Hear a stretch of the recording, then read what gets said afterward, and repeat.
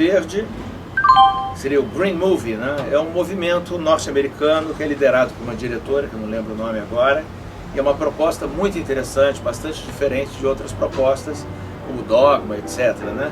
É o cinema sem recursos, sem comprar nada, sem alugar nada, fazendo com os recursos que se tem. Se você tem um celular, você faz com o celular. Se você tem uma GoPro, você faz com a GoPro. Se tiver uma câmera fotográfica, faz com a câmera fotográfica. E usa atores e locações, tudo por empréstimo, tudo cooperativo. Essa é a ideia do cinema verde, um cinema que não consome.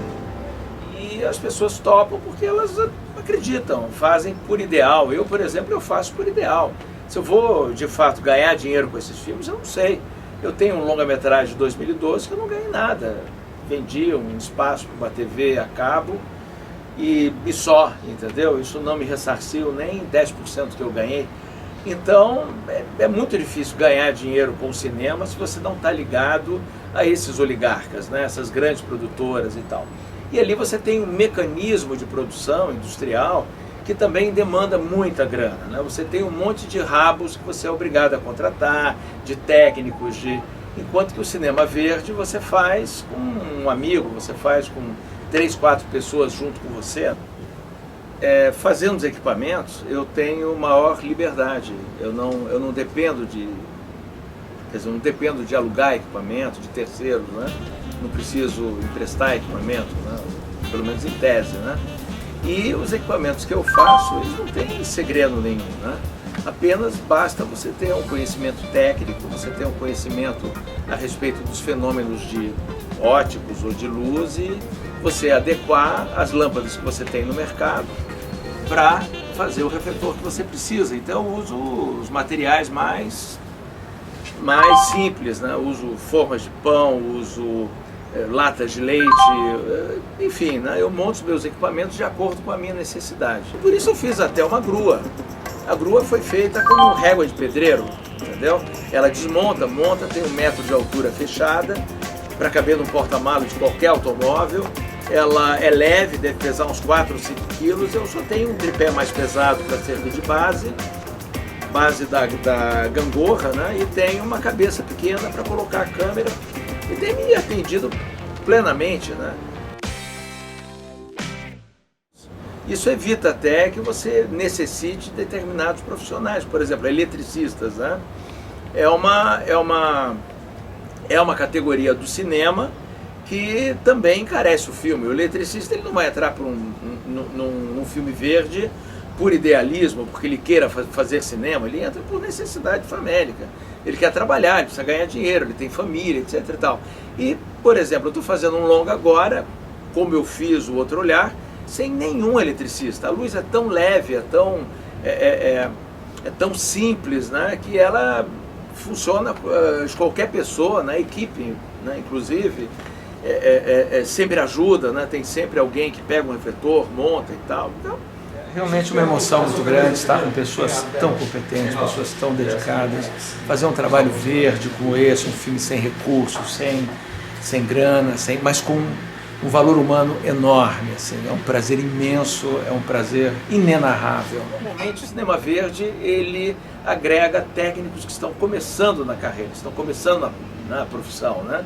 E muitos deles, eles são confessos, eles dizem, eu estou fazendo esse filme porque eu quero aprender, eu quero saber como é que funciona.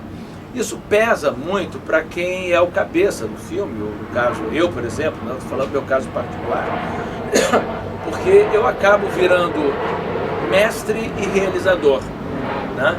Você tem um assistente de direção ou um técnico de som que não conhece direito o desempenho do seu trabalho, você tem que entender de som, você tem que entender de todas as áreas, né? Você tem que ter um conhecimento, você tem que ter uma multidisciplinaridade muito grande, né? Você tem que conhecer todas as áreas do cinema, né?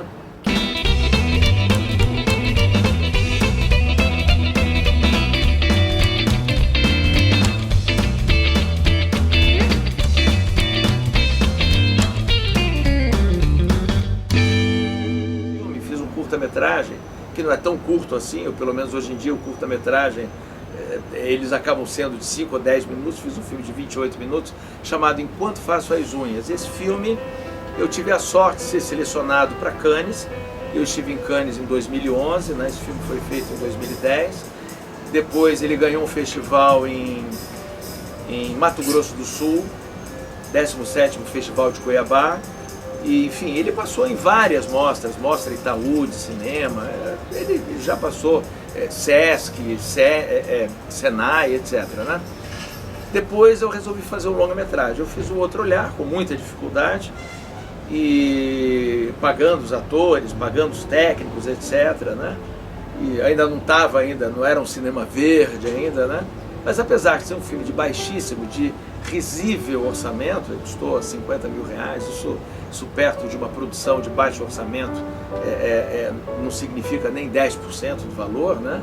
Ele ficou um filme bem acabado, foi selecionado para um festival em Portugal, que é o Festim, foi selecionado para um festival em Cabo Verde, e também passou em vários lugares, conseguimos veicular numa TV a cabo, foi aonde entrou, a gente mordeu uma graninha muito pequena, que não deu nem para pagar, enfim, ele pagou as cópias em DVD, alguma coisa assim, e aí eu fiz mais alguns curtas, né? Fiz um curta infantil, chamado Olho Vivo na Natureza, de marionetes, né? Que também ganhou um prêmio em Santa Catarina, eu nem sei qual foi, porque não foi eu que produzi. Depois eu fiz um filme chamado Encontro Amigável, que também foi para Cannes, eu estive em Cannes agora, esse ano, com a minha mulher. Ele foi selecionado para o Short Film Corner, né? O ator ganhou o prêmio de melhor ator, num festival também, que eu não me lembro qual é.